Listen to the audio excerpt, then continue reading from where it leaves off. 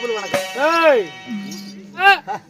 அப்படியாப்பட்ட கடும் படியில கூட குளிர்ல கூட முதுகு வலியோட உட்கார்ந்து இருக்கிறாங்க. ஆமா, அவங்களுக்கு ஒரு வணக்கம். ஒரு வணக்கம். தூங்குறவங்களுக்கு டபுள் வணக்கமா? ஆமா, அவங்க என்ன வேணும்னு தூங்குறாங்க. ஏன் அதெல்லாம் முருகனுக்கு வேண்டுதலை. வேண்டுதலையா? என்ன வேண்டுதல? எங்க சாமிகள்லாம் நம்ம என்னன்னு வேண்டிக்கிறோம்? என்ன வேண்டுதலப்பா? மாரியாயி காளியாயி நான் நினைச்ச நடந்துருச்சுன்னா உனக்கு ஆடு வெட்டுறேன், கோழி இருக்கிறேன், பொங்க வைக்கிறேன், மாவளை கிடக்கிறேன், அளவு குத்துறேன், அக்கடி கிடக்கிறேன், பூ மிதிக்கிறேன், மொட்டை அடிச்சுக்கிறேன், மணி எடுத்து வைக்கிறேன், வேர் எடுத்து வைக்கிறேன், தட்டை எடுத்து வைக்கிறேன், இது மாதிரி கூத்து வைக்கிறேன்னு வேண்டுறோம். ஆமா, இதெல்லாம் ஆயிரக்கணக்கில் காசு பணம் செலவாகும் வேண்டுதலை செலுத்தும் போது. ஆமா, ஆனா தூங்குற வேண்டுதலுக்கு பாருங்க 10 பைசா செலவில்லை. அப்படியாப்பட்ட செலவில்லாத வேண்டுதல் என்ன வேண்டுதல்?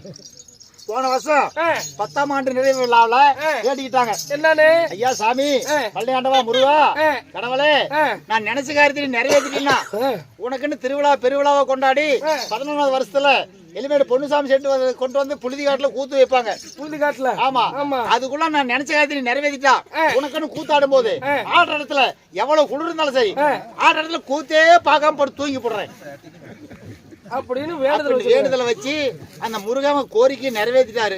அதனால வேண்டுதலை செலுத்துறாங்க. யாரு தூங்கல வேண்டுதல் செலுத்துறாங்க.